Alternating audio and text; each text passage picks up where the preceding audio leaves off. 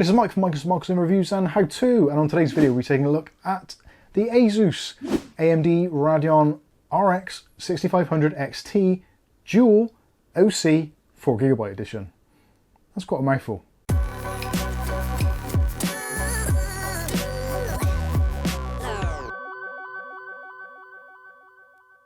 Okay, so in today's video we're taking a look at the ASUS Dual Radeon RX 6500 XT. Now, clearly this particular model number, the RX 6500 XT in AMD's lineup, has caused somewhat of a controversy.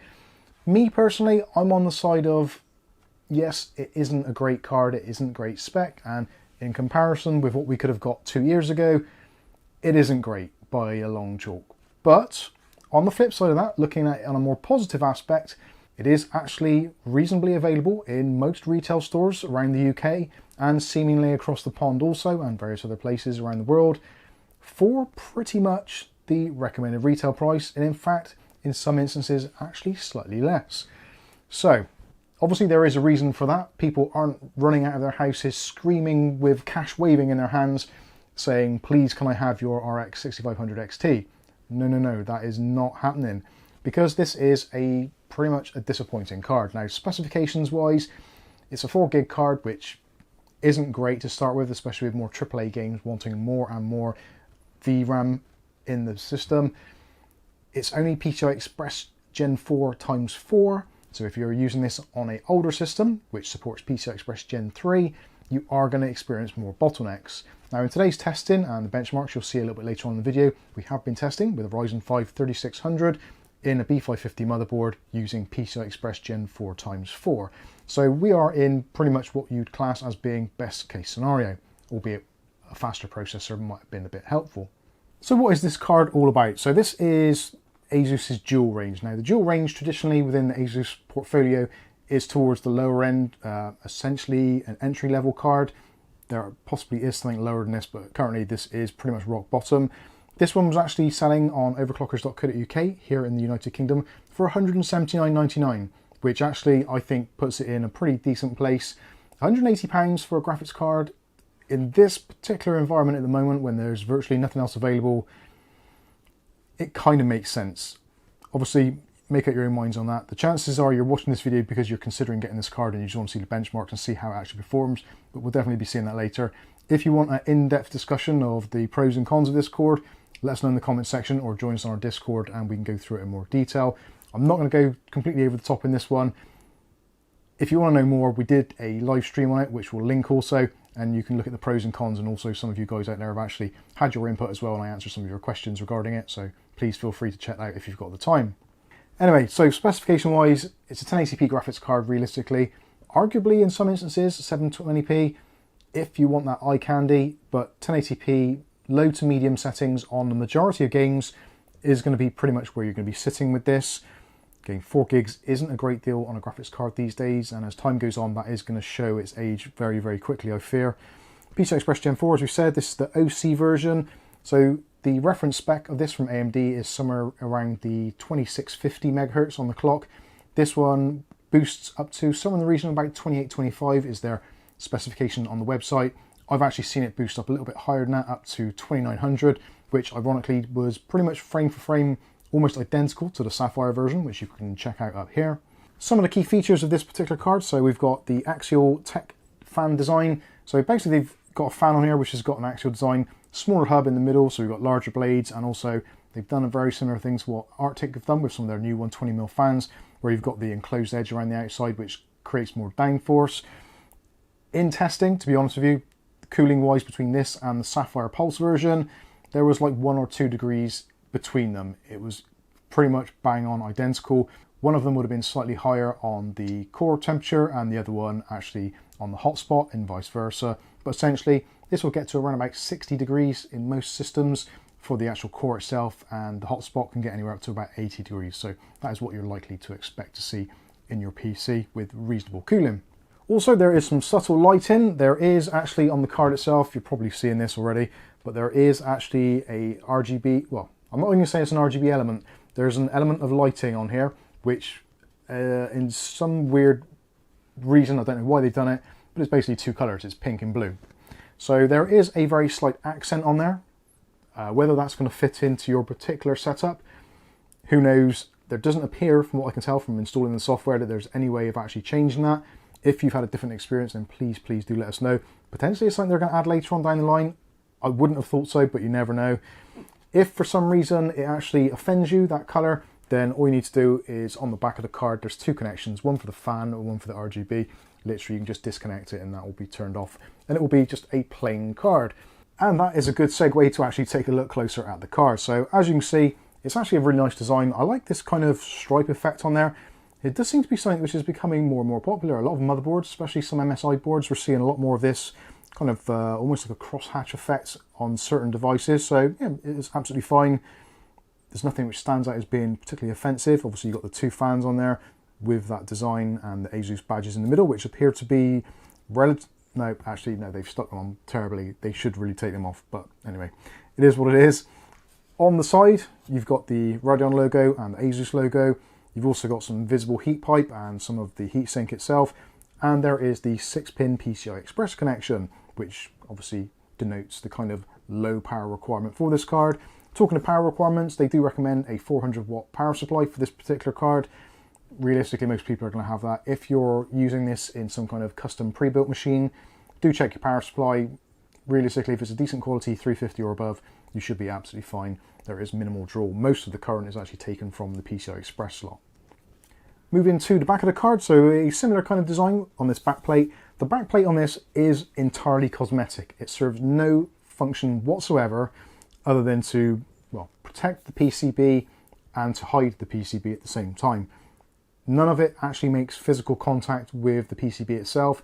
The only places where contact is made are where the screws go through, and there's standoffs in there to actually separate it from the card itself. Because this is only a 4 gig card and it's got two 2 gig chips on there, both of them are on the front side of the card, which you're probably seeing now. So really the back plate itself, potentially, there's no real need for it. They could have just left it blank, to be honest with you, but I guess it is what it is. It does look quite nice, and it does separate it a little bit from some of the lower end models, which no doubt will be on the market at some point, especially in the OEM market. Looking for more disappointment in this video card and looking at the I/O section, so literally there's just two ports. Again, you've probably seen all this before. You've got an HDMI port and a display port. Yeah, both of which will support 4K and above. Realistically, 1080p is pretty much where you want to stay. You can use two monitors at the same time. 1080p should be absolutely fine. Realistically, this card is aimed for, really it was aimed for laptop users. That is essentially what the takeaway is. The designer actually said, yeah, they were originally designing this chip for the use with the 6000 series processors in laptops, hence why the die is so small. And essentially what they've done is they've just bolted it onto a PCI Express card, adapted it to PCI Express Gen 4x4, and sent it out so that we can all have a graphics card, which we are desperate. Is it what we wanted? Probably not. Is it what we needed? Maybe, but it is available on the shelves. So yeah, taking a tour of the card, there isn't really a great deal to get excited about. It is a graphics card, it will play games, it actually relatively decent frame rates, and I think it's probably a good idea that we got into that now and take a look at some of the examples we've got. So let's start off with Far Cry 6. So this is based on the Junior engine. We're testing in 1080p low settings, first time round with FXR enabled. So this is basically scaling the image and basically makes it look awful in my opinion, but it does increase the frame rate a little bit. So we're looking at an average of 110 FPS here. If we take off FXR and we just run Far Cry 6 1080p low settings, we can get an average of around about 90 frames per second, which actually for gameplay, 1080p gameplay in this title is more than enough. Now where things do start to go a little bit wrong is if we do the same run again and we increase the textures to medium, again no FXR, we're going to leave that as it is. This drops us down 15 frames to an average of 75 frames per second. But what you can see, especially from the graph at the end there were the occasional stutter. And I did run this numerous times just to see if it was a fluke. One time my USB connection went a bit weird on my gamepad, so I thought that may have had something to do with it, just interrupting the system briefly. But no, I did repeat it and the same applied. And this is down to the bandwidth of the card, even though at this point with 1080p medium settings, we're not exhausting all of our VRAM. We are underneath that limit. there still is going to be bandwidth issues to some extent, down to PCI Express Gen 4x4 bus just being as narrow as it is, and also the RAM being on a 64-bit bus also.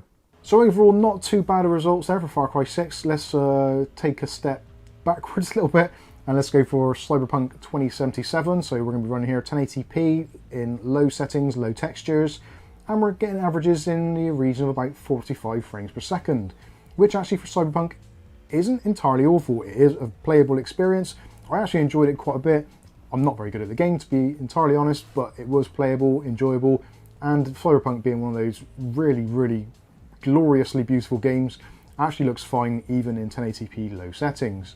Now obviously if you want to, you could increase the settings a little bit, but that is going to drop you down, and you may find there's going to be areas where you're going to be dropping below that 30 FPS, which is probably not advisable. Moving on now, let's take a look at Wreckfest. So looking at a driving game now, 1080p, and on this actually high settings, so that's pretty decent, and as you can see the results aren't too bad at all. We're getting an average of approximately 60 frames per second overall. We do get the dip at the very beginning, but I do find that with pretty much every graphics card I've played this game on, where there's a lot of cars, a lot of physics going on, and a lot of textures and details, you are going to get those frame dips. When we spread out the pack a little bit more, we tend to get a little bit better, peaking in the 70s and sometimes even into triple figures, but generally we're going to be hovering around that 60 frames per second, which 1080p, high settings, I think is absolutely fine. Moving over to something which is a little bit more easy to run, that is going to be Rocket League. Absolute favourite title of mine. I really do enjoy Rocket League, even though again I am pretty awful at it. We're looking at 1080p, set the settings back to their kind of defaults, whatever the system wants to be, so essentially it's high quality settings all through. We're averaging in the region of about 200 frames per second. So if you've gone out and bought yourself a 240Hz monitor and you want to play your games with FreeSync enabled, as this card has got FreeSync, you can run it and you will get the most out of your monitor. And obviously as things progress, you can go out and buy a more expensive graphics card and bump up the textures, the quality or resolution, whatever you want to do. But I think 200 frames per second Rocket League, absolutely brilliant, no problems there whatsoever. Very responsive, and actually the frame dips and spikes in Rocket League are actually very minimal, so it does feel a very fluid experience overall. So let's take a look at some synthetics now. So we've got the Heaven benchmark from Unigine, so this again 1080p high settings, and we are getting an average at the end there of 144 frames per second, which yeah, is not great, but certainly it does get the job done. A reasonable score for this level of card at this price point. Moving on to Time Spy. So Time Spy, this is just normal Time Spy, not extreme or anything, or ultra. This is 1080p settings again, and we've got a score at the end there of 5165. Now you did see that the average, although there's obviously going to be a small sample rate at the moment because the card has only just come out, it's about 3 points more than the kind of average. So it's a very slight win, but not a great one, and probably the previous score was from my other card, so a couple of points is not a great deal. So essentially it's performing as it should do. Yes, it's not great, but yeah, it's a graphics card in 2022. What more do you want from me? Come on. Moving on to Firestrike. So we've got Firestrike game 1080p, and score wise at the end we've got 13,145 or 13,145, which is a little bit lower than some of the other averages which have been achieved with the same setup. So yeah, I'm not entirely sure what went on there. I've got a sneaking suspicion there was something going on with OneDrive in the background. That is something we do in all of our tests. The tests aren't done on completely bare machines that aren't doing anything. I try to do it as accurately as possible, reflecting what real world use is going to be like. So most likely you're going to have a PC, it's going to have Discord, it's going to have Skype possibly, Chrome tabs open in the background, OneDrive running, all those kinds of things. All those kind of little things which do actually make an accumulative difference. So I try and make it as realistic as what you're likely to experience in your own homes. So anyway, that is the results. Yes, it's not great. We are looking somewhere in the region of kind of RX 570, RX 580 kind of settings and quality and all that kind of stuff. So it's not great in terms of advancements, although the advancements would be notable that this is obviously PCI Express Gen 4x4 rather than needing to be on a x16 bus. Also, you've got the point there that it's actually running an incredibly low amount of power draw. We're seeing somewhere in the region of about 75 watts during a lot of the testing. These can peak up to around about 90. So even with that, for those other cards I mentioned, potentially even double that figure. So yeah, we're getting more for less in terms of power, so we are saving energy. They don't get particularly hot, around about 60 degrees being the maximum you're likely to see out of this thing. So yeah, you don't have to worry about it being a second room heater for you, although in some instances that might be beneficial. But overall, it all comes down to availability. Realistically, most people don't want this card. For £200, you probably would have been better off if you could still buy one, getting an RX 580, because you will be keeping the features that we're used to seeing, such as hardware encoding and decoding, all that kind of stuff. This card suffers in that respect, so there is no encoding available, which if you're a streamer or you want to record your gameplay, that is essentially going to be problematic. If on the other hand you've got a plenty powerful CPU, then of course in OBS and things like that you can offload those tasks into software mode, in which case you can record your gameplay should you have the resources available in the system. It's all going to come down to, again, if you're building a new PC now and you've got nothing else, there realistically isn't anything else on the market which kind of even comes close. Now you can, of course, if you want to, spend double the money, maybe a little bit more than that, so £400 to £450 currently, for something like the Radeon RX 6600. Now personally, for me, I think that would be the way forward. It's a much better card, much stronger performance. Obviously, you should expect that because it's double the price. It's got all the features for streaming, etc., etc., and also it's going to have longevity, whereas I fear that this card probably won't, which is a shame because at the moment it's pretty much all we've got. So anyway, that's going to wrap this one up. Please do let me know what you think about this one in the comments section below. Do bear in mind, this one is about £180 and is potentially available in stores. Yes, it's not great, it's not good, and comparatively, a few years ago, you would have got a lot more bang for your buck. Times have changed a great deal, unfortunately, and until something else drastic happens, like Intel dropping a bomb of graphics cards on us at very good prices, which potentially might happen as we go through the year, yeah, this is pretty much all we've got. So that's going to wrap this one up. I've been Mike, this is Mike's Unboxing Reviews and How To, and hopefully we'll catch you in the very next video. Thanks for watching.